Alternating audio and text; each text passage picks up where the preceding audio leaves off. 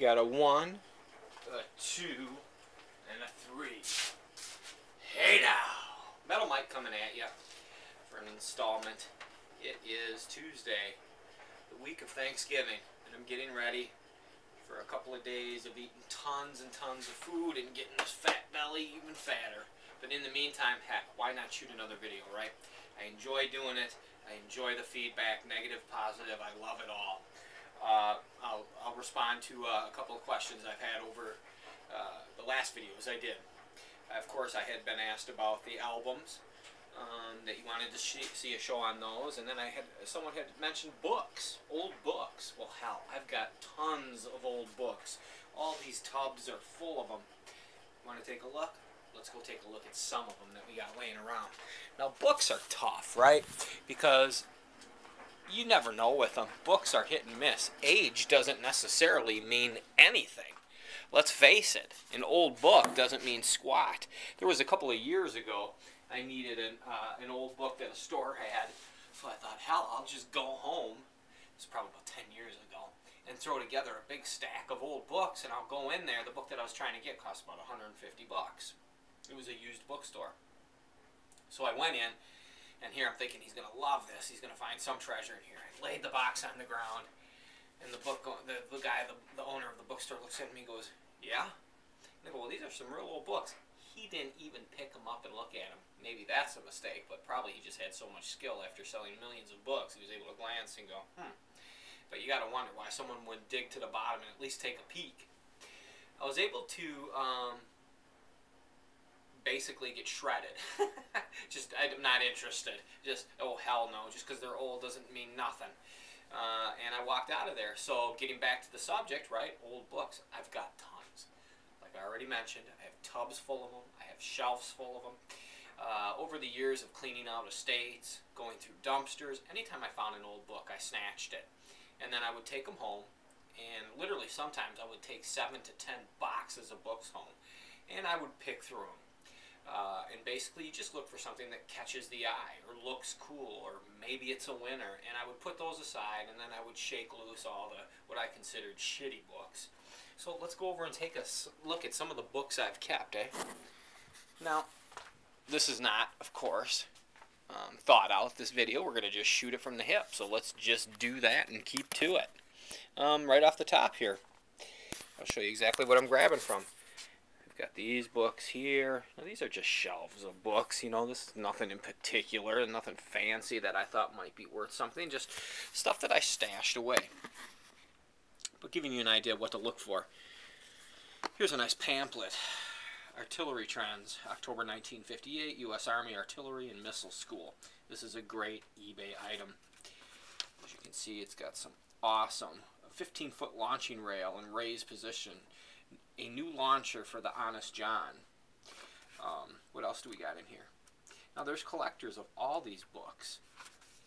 Look at that there, The 105 mm Howitzer. Weapons of the Artillery. Characteristics, it's got its weight, length, range, elevation, muzzle velocity, rate first, half minute, 8 rounds a minute, just all kinds of neat little books like this. And I've got tons of this kind of stuff. Military books, obviously, are always a winner for flipping them. And you can find these books at garage sales, or you can find them in dumpsters if that's your thing, going around. Matter of fact, you probably find your best books in a dumpster. Let's just randomly pick something else, Remember, I'm recording on the flip camera. I don't have a stand, so I've got you propped up on some books there. Here's a book. I don't even know what it is. It's got a cloth cover with an old rice paper remnant of a protective cover. Underneath, it's embroidered. Let's open it up and see what the heck this is here. Right? Let's give you the footage you want to see, Or at least I hope you want to see. Look, I'll knock the guitar down too, It's going, and it stops. Alright, let's take a look here. Nice binding, right? It's not split. Oh boy. 1923. Now what is that? Croatian? Russian? We don't know what it is.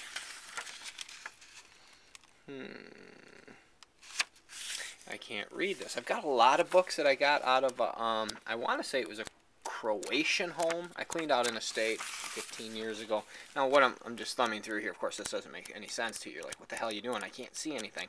I'm just looking for maybe an illustration or something to kind of key off what the heck this book is about. I have no clue. So anyone out there that can read Russian, Croatian, or whatever the heck language this is and has a heads up, ooh, I could really use your advice on a ton of these old books. So there's one example. Now you say, Mike, what are you getting at? Why are you showing me these old books? Well, I wanted to touch on them because I've never gotten around yet to selling them. And basically, what am I going to do with these books? I'm going to throw them on eBay. And it's tough with something like this because I really can't, without someone's help, I can't really corner what nationality or what language this is. A little research, a little hard work, I suppose I will find out. Beautiful embroidered cover, though, eh? And I'll put this on eBay, and I'll start it at 99 cents. And we'll let it fly. Now, what are some other books that we got here? Let's see. Here's a nice one. Shogun, A Forgotten War Crime in the Pacific. Isn't that something, huh? You think beheadings are only happening now? Ooh, they've been happening forever. Look, here's World War II, Japanese soldier about to take an American's head off. A Forgotten War Crime in the Pacific. So, let's see what year this came out here. What does it matter when it comes out? Not much. 1995. Relatively a new book. But this is the kind of topic, when I say military, that people love. People love military. It's history. It's important. Now, let's see if we can get anything here. It looks like this is about the 9 American PBY crewmen were held in this Japanese prison compound. And then a woman praying at the grave of her son. So more than likely, these men were beheaded by the Japanese. So there's just one example. Another example, right? But that's not really an old book. That's not what we're shooting for, right? Because I'm kind of trying to touch on old books. What do we got here? John L. Since I can't pronounce anything, that's what you get when you don't graduate from high school. Now this is rough, but this is what the content that grabbed me, and basically looks like an encyclopedia type book, volume 2. It's just on lectures. But when you find these old type of, look, this one's even got a split cover, but what makes this interesting, you say? Why would you keep an encyclopedia probably from a set type book? Topic. Topic is always important. And let's see what this one has to do with. We already seen the front cover. Let's open her up, eh? Beautiful. And see these old pictures. You know? This is what makes a book collectible or wanted by someone. These old images. Some of them, these could be the only ones that exist. But just like on Egypt and the Middle East, you know, anything. Just a different era, too. A perspective from a different time. Let's thumb through a couple more books. Now, what's your advice on books? That's what I'm kind of getting at here, because I'm no expert, other than, you know, I like what I like, and that's what I kind of based on what I kept. We've got lots of books. Here we go. What's this now? Here's just a little poem book, Emerson's Poems. Let's take a look at this. Huh? This stuff is always just fun to look at, whether it's got value or not. I've always been attracted to old books. As a young boy, my stepfather had an auction house, and he was an auctioneer. And on the far wall of the auction house, he had an amazing shelf full of old books. Boy, if I could go back in time. I used to thumb through them. And I would pick books on topics that, you know, probably were not very interesting, but I always, you know, it was the age, the look of the book. So, early poems. No, I've never heard of this author, or poem writer, or whatever the heck you want to call him. But when is this book from? Let's see if we can get a date on it, huh? All right, 1899. That helps. Yellowed pages. Interesting. Emerson, someone used as a bookmarker. They found an older book written by him. Beautiful old poems. Nice book. What we got there? We had something marked. See, this is what's great. Someone years ago, you find these all the time, but someone years ago placed this in this book for a reason. And it says Morning Glory. And it meant something to him. Either it was beautiful or someone gave it to them. You don't know. Did a woman own this? Did a man own this book? You'll never know, right? And that's what's awesome about old books. You know, of course, books are still loved by many, but as times are changing now with the internet. Now see, and here's another one. Look at this wonderful little book. Let's find the date on this, eh? Sorry about the lighting. You know me. Unscripted, shooting from the hip, 1924. Masonic book. Now these always have value, whether little or large, they do have value, and you'll be able to sell it. Remember, I always try to pick things up at a garage sale cheap. Cheap, cheap, cheap. Now, you can go to the worst garage sale in the world, and more than likely they might have some old books. And if you thumb through them, you'd be surprised how you can find all new books, and then suddenly here's a real old book that's kind of just been passed around, bumped here and there. Here's another set of books that these sell rather well. These are Doc Savage, you know, military books, poem books, Bibles. Old Bibles always have value, whether it is 99 cents or nothing at all. Here's an amazing lot of books. It's probably too dark for you guys to see, but we're going to go ahead and shoot it anywhere. And this is the history of the Civil War. Now I've got 1, 2, 3, 4, 5, 6, 7, 8, 9, 10 volumes. It's probably a larger set than that, but these are late 1800s, maybe early 1900s Civil. And I've looked these up actually before, and they're very valuable on some level, even in this condition, because they're loaded with rare Civil War pictures. Here's a couple other old books that you see. These are the ones that I'm drawn to. Ben-Hur, Paradise Lost. Now these, I've actually read these. I love them. Now these are, I guess, a teen book, early teen, and it's very old. Paul the Peddler. Why did I read this? Because I identify with it, but it's beautiful. It's based, it was written in 1903, yellowed pages, and it's based Paul the Peddler, Paul at home, and it basically of a poor kid in New York City. In pursuance of my intention to describe different phases of street life in New York, I have selected the hero of the present volume, one of those young peddlers found by hundreds in the city streets, who earn a, I can't pronounce that word, living by vending their wares to such customers as can be prevailed upon to purchase. Some of these juvenile merchants are active and enterprising and display qualities which would ensure success in business operations of greater magnitude. As a result, they are sharp. See, how could this be interesting? It was written, the author, New York, October 25th, 1871. Why was I drawn to that book? Because it's basically of a young peddler, young kid selling newspapers, hustling for money. No different than a picker. A picker of a different age, the 1920s. And I loved it because I believe in that one, it was just simple ways to make money. Like the kid would buy a bag of candy for so much, maybe 10 cents, and then he would take and sell the pieces of candy individual to other kids, and it was just, that's what was great, because that's how I grew up. Out there hustling. I shined shoes when I was a kid, for Christ's sake. So it was just amazing. Now, how many kids go and shine shoes? Somewhere, somebody does it, obviously, but mostly in the inner city, you don't see many kids carrying shoe shine boxes anymore. I would go into old bars. I think I would get $1, or maybe even less, 50 cents. Who knows? Let's get back to the books, right? So many books, so little time. Like I said, I've got hundreds of books. I might have 1,000 to 2,000 books in my collection and in my inventory stash. Here are some that just remain. I put most of them in tubs because when I moved in here, I just had to, as I've gotten more and more stuff I've brought in, then I've just had to move stuff out. But here's a great one. Here's a nice one that jumps out at you. These are types of books that have value. Now look at this one, car customizing. This one's really cool. And that's what drew me. This is from 1960s, maybe early 50s. Let's find the date here. I'm going to say late 60s, early 70s. Let's find out here. 1965, third impression.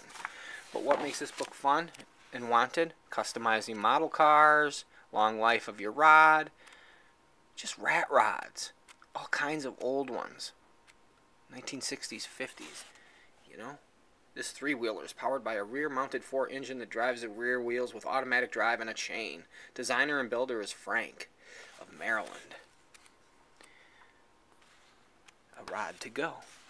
Big Brother volunteered to pad the dash. He cut the pattern from newspaper and used that to shape the foam rubber. That's a simple way, huh?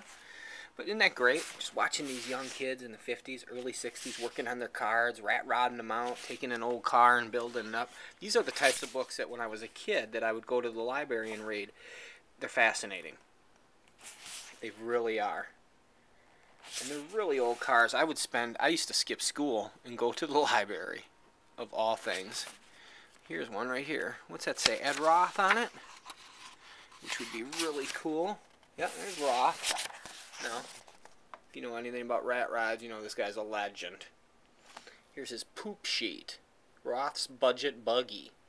It's a car, 55 Chevrolet Coupe, paint, tangerine orange, interior, full rolls and pleats, wheels, Astro custom wheels, tires, cheater slicks, rear, ribbed front. Awesome. Awesome history on how to work on old cars. Now, old car enthusiasts love this kind of stuff because they redo these cars, and it's just fun to see these old custom cars from a different era. Here's Big Daddy Roth, huh? What a unique man. Ratfink. Ratfink. So this is a book that will actually sell. Now, I probably got this for $1, $2, maybe even free. I don't know, but it's in the inventory, and it's going to go on eBay, 99 cents. Now, to the guys out there that do sell a lot of books, what's your strategy? Do you just throw them on eBay, or do you do research first? Do you just put them on? I prefer just to throw them on. I really do, and because at this point I've got so much inventory. It doesn't. If I get 99 cents per every item I own, I might have $1 million. And if not, I got at least 250,000, right, in inventory, maybe more. Here's a great one. I actually picked these up at a flea market. I think I paid $5 for them. They're warplanes. Now, it's an older set. Let's see what date this one is from. 1962. Now, this is another great one for collectors. Here's a Japanese Mitsubishi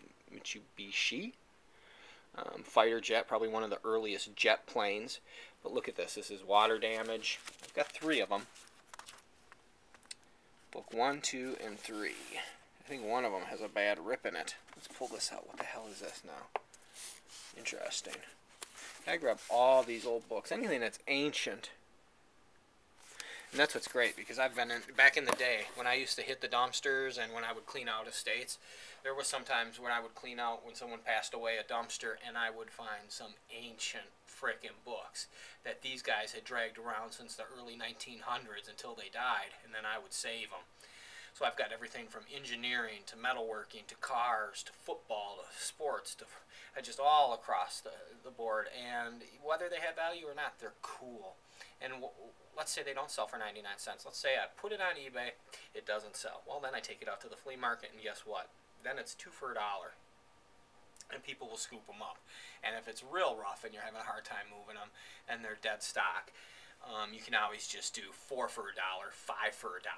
And people will just buy them because people can't resist books. Now, luckily, you always want to remember when you're grabbing books, you just content. So that way, if it's not a valuable book, this is just my opinion, mind you. I'm not a bookseller. I'm not a book dealer. I'm just a picker.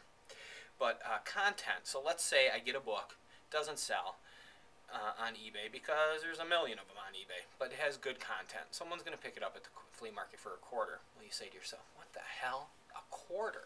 Why the hell would he be dragging something around for $1? Well, I don't mind. I really don't, because it's a neat book, and I saved it. And I saved it because I thought it was worth saving. And if that's all I get for it, that's fine. Because number one, I can't take any of this with me to the grave, right? Unless I'm rich and I can build a mausoleum, and then I'm going to take some stuff into my mausoleum. That's my goal, to have a mausoleum. That would be my dream, made out of marble. One of those grand ones in the old cemeteries. You know, it's almost no bigger than a shed. Maybe it holds 6 bodies tops. Oh man, would I love to have something like that. I honestly would have some of my toys in there, but Jesus, someone would probably break in. Hey now, it doesn't matter. What's your advice on books? Mine is let them fly, 99 cents, unless you know it's one that's you've significantly got money into and you know the value, then maybe you want to put it on there for what you got into it with a little extra tacked on for a profit. But just remember that. You can't take it with you, and that goes across the boards, not just books, just selling in particular. I always find it interesting when people won't sell things. You'll have someone that they'll just sit on it and they take it to the grave, and guess what? It's going to the dumpster. Your family's going to come in, they're going to say, I like that lamp, that's mine. Oh, I like that table, gone. Then the rest, boom, in the dumpster, because they want to get the house on the market and they want to sell it. So please sell, sell, sell. I've said this a million times. There's been times I've been in a senior's home and I've tried to buy something and they won't sell anything. A year later I go by and they've passed away, and all that stuff I offered to pay for is now in the dumpster and it's free. Keep that in mind. Keep picking. Matter of fact, I always try to pay as little as possible. Now at the point where I'm at, I have so much inventory. In the beginning when I first started picking, realistically, for a living, it was about, geez, my son is 17 years old, so I guess he was 2 years old. About 15 years ago is when I began seriously doing this for a living, because I had 2 kids with special needs that I had to raise by myself. Now, I couldn't go work a job. I couldn't afford daycare, and I sure as hell didn't even want to go work a job. It just wasn't worth it, even working 10 bucks an hour, and I'm not belittling that. But for me, to spend all day and then to pay all that money to daycare, blah, blah, blah, I had to come up with something. So I fell back on my natural talent. And what was my natural talent? As a kid growing up poor, I climbed in and out of dumpsters, hung out in junkyards, and was always dragging old radios, bikes, motorcycles home. So what I did is I went back to my childhood, basically, my passion for old junk, which I always had, and I was able to turn that into a living, and it helped put food on the table, pay my mortgage, paid off my pitiful trailer that I lived with my family in for, gosh, how long did we live here? Probably 10 to 12, 13 years, till 2009, when I was blessed enough to hook up with my significant other, Amy, and buy this beautiful home and get to this position where I'm at now, right now, this position. You'll see a lot of that with me. I'll repeat words twice because I won't think that I got the pronunciation wrong. What the hell does this have to do with picking? I don't know. I'm a rambler. I'm a talker. It ain't gonna end. I just can't stop. Blech. Shit in the mouth, eh? Books, books, books, books. It drives you nuts. I've got so much inventory but no time right now because I'm so busy with the 2 special needs children of mine, and then I have a 2-year-old. So most of my time is with the kids. So I don't get out to pick anymore. So guys, get out there and get picking. Get out there and hunt it. It's frickin' out there. On any day, it can be rainy, snowing, sunny. You guys on the West Coast, man, with your beautiful weather, there is frickin' nothing stopping you guys. You can go out there with a bicycle and a shopping cart. You can find it. What am I getting back to? Books, books, books. I gotta sell them, right? But here's the thing. Any advice from anyone out there for momentum? I'm the type of guy that when I'm working, I have to slowly build up momentum. What does that mean? I can't be interrupted. I have to slowly feel the vibe to want to start listing things on eBay. Then I gotta get that first set of pictures taken and get that first listing up. And then heck, it's kind of almost, it's like walking up a staircase. It's like I get the 1 listing, then I can get 2, and then boom, I'm flying, and all of a sudden I've got 15 items, and then the next day I can hit it hard again. Now if I'm interrupted along that process, let's say I'm taking pictures of something, and suddenly I get a call from upstairs, hey, come up here, the baby's this. Boom, I deflate. I have to refocus. I have to be very focused, and it's momentum, baby steps. It's the only way that I can work. Otherwise, if I get interrupted, it throws my whole game plan off, and I can't get going. So, your advice. I've given you mine. If anyone has any advice on books, what is your advice? Is there anyone out there that just moves books out nonstop and takes what they can? Tell me your secrets. Not just tell me. Tell anyone else that might be watching this, because if you give me any tips, I'm going to share them. And hell, if you don't want to share them with me, grab a flip camera and make your own videos and start making them. Let's do something each day, right? Something constructive. Let's give back somehow. And that way, you know, it's momentum. We can keep building. If you can just do one constructive thing a day, you can go to sleep at night and feel positive. No matter what it is, whether it's going out and shoveling the snow off of your shed, whether it is cutting the grass. One thing a day. One goal a day. Now, hell, if I could get to list 1 item a day, I'd be set. I'm not there yet. I'm just starting to get back into the groove again. I haven't been selling for quite a long time, and I haven't been picking for quite a long time. And basically, just been organizing my inventory and trying to compact it. Get it in, get all the books together, get all this together, you know, get everything together, get all the things that are metal and that I don't have to worry about having in the house, getting those out in the cabin, which is just an old building behind the house. Get out there, get picking. Any advice on books and how to sell them all, I'd love it. I'm not the type of guy who's going to do a ton of research. I'm going to list it and put it on eBay and let it fly and let the chips fall where they might, because in the end, like I said, can't take it with you, want it gone, and I want that dollar, I want that 25 cents. Yeah, I'll take that frickin' quarter all day long. Hey now! Metal Mike coming at ya.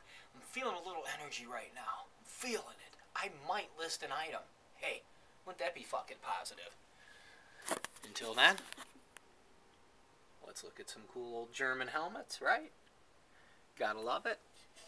Look at that damage, eh? That's brutal. That's not rust. That's a blow to the head, brother. Whew.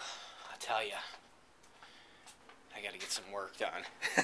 If I can get one item listed today. But hey, even if I don't, I'll feel positive enough that I got this video loaded and up for you, and that makes me feel good. So whether I'm selling something or just BSing with you and filming myself for you and shooting from the hip, man, just BSing, gotta love it, gotta share it, gotta get something done. And this is a positive thing, I think, giving back to people. Here's a cool item, right? You know how I am. I just never stop talking, never quit. There's always one more item. Here's a quite an evil item. Old bolt gun from my collection. I think this is for putting down animals, cows and such. I don't know how it works. I don't know what it connects to, but it's an oldie, eh? It's got a lot of freaking weight to it. Let's see, does this cock back? Oh yeah. Oh boy. Now, I put my head right there, but the thing will probably bump out and hit me. So let's see. We'll hit my wallet. No, let's hit this piece of paper. Let's see if this actually does anything at this point. Oh, hell no. Nothing. Must need an explosive behind there, eh? Must be some kind of cap or charge that goes in there. I don't know. Maybe it's missing something. Ba-tang. Not a lot of value, but just a fun old conversation piece that would look good on the wall. Right? Just like this one. And this one. And this one. And this one. And this one, and that one, and that little one, and this one. Here, I love this. Right? Forget what the heck what these are called. Old police. Put it around your strap. Someone gives you a hard time. See, it's on a spring. Right in here, there's a big chunk of lead. And let me tell you, if that hit you on the head, dude, you're out. I love old stuff like that. I've got that one. And let's see, what else do I have along that line? This is cool. Right? It's an old pair. These obviously are illegal. You can't carry these on the street, but as a collector, wall hanger, they're fine. If I can get my freaking finger out of there. Alright. What else do we got up here to show you? Is there anything last? Oh, I love this. This is one of my pieces here. Outsider art, you could say. It's a baby's little brace. Very old, made out of leather and steel.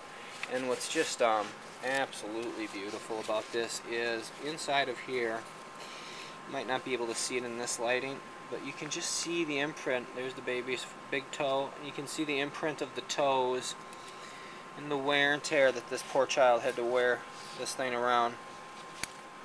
It's one of my favorite pieces. I found this in a dumpster too, mind you. And when you pull something like this out, if this was a little child wore this, man, is that something. It feels special to save something like this from the landfill. And that's what it's all about, man. That's what it's all about. It's not just about making money. It's about history. It's about items that make you feel good. If you love collecting, you love antiques, you love vintage items, then you can't go wrong. You can hit that stuff all day long. Should we go into something else just real quick? Let's just shoot and make a good video here, huh? let's go in this tub. This is a tub that I picked up exactly as it sits. This stuff was inside of here. I didn't put it in here. It's an old tin, probably an old biscuit or candy, but it's got these great ships.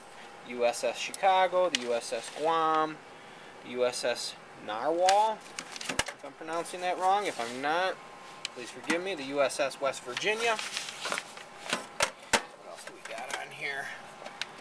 The USS Dunlap. The USS Arizona. I think the Arizona was sunk at Pearl Harbor, if I remember right. The USS Lexington.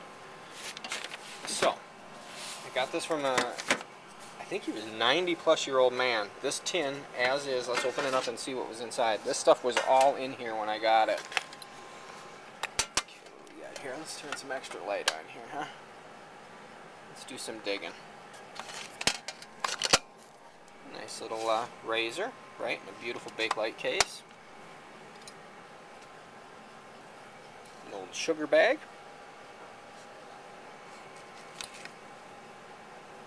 This is cool. This is an old calling card. Nicollet. Cadillac. Careful, courteous drivers. Touring cars. Limousines. An Ike button and card. Or hell, I think that's Ike. I don't know who that is. An old spur. Measuring device. An absolutely obnoxious bow tie. A beautiful high-grade typewriter ribbon. Let's open that up and see. Put that right there. And inside of it is nothing, right? Some fountain pen stuff. So let's just look in. Whoop! Oh! We're at 31 minutes right now. Holy cow, this is a long video. A couple of fountain pens. This one's really cool looking, huh? That's rad.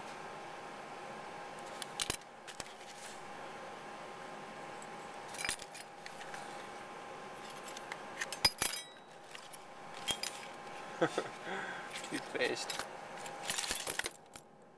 Tons of little skeleton keys. A couple little pocket knives. Tie clip. Vintage leather, Hall of Science, Chicago. Not a lighter, I think it's a match. Could be Tony the Tiger, at least it looks like him. Beautiful little embroidered coin purse. A Morton Salt pencil.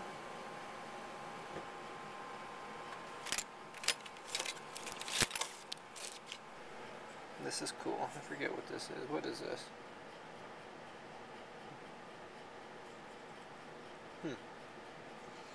I remember what that is. Tie clips. Nothing fancy in here. I wonder what the hell is this, huh? Someone made this. Made it look like a paintbrush. This is cool. It's just an old pocket. A Bowman. What do we got here?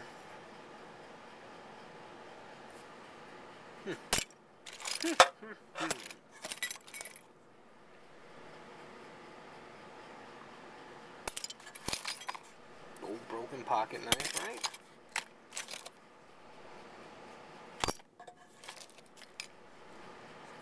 There's nothing too spectacular in here, right?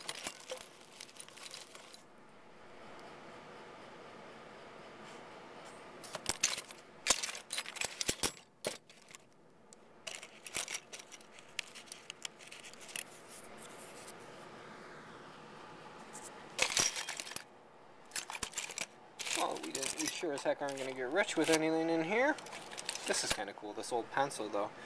It's from a butter company. Star brand butter. Pencil, never used. This butter has given satisfaction since 1888. Well, I don't know if it still gives satisfaction. It's here, so there we go. Nothing too fancy, right? Nothing blew my mind in there. But it's inventory, it's eBay material, and it stays in the tub in this beautiful little tin. And that's it, brother. We're done. I shot, I picked, I rambled, I ran my mouth. I showed you some junk, some treasures, some antiques, some old books. We talked a little bit, eh? Everyone, have an amazing Thanksgiving. Honestly, I wish you all a great time. I wish you all a long and happy life and lots of picking and lots of hunting. We're blessed to be here. This is just a privilege to be on this earth, no matter how much time it's for. Every day is a blessing, and that's how I feel. Every day, man. Gotta find some wood to freaking knock on, right? Oh, there's a nice chunk. Hey now! Metal Mike signing out. Always picking, always hunting, and for the next couple of days, always eating. Tons of turkey. I'm gonna get frickin' fat and watch some football and look at more junk and move my junk around. Move this piece of junk over there and then this junk over there. I do a lot of that. I just move my junk around. Hey now, everyone have a great, great holiday. Metal Mike signing out. Happy Thanksgiving.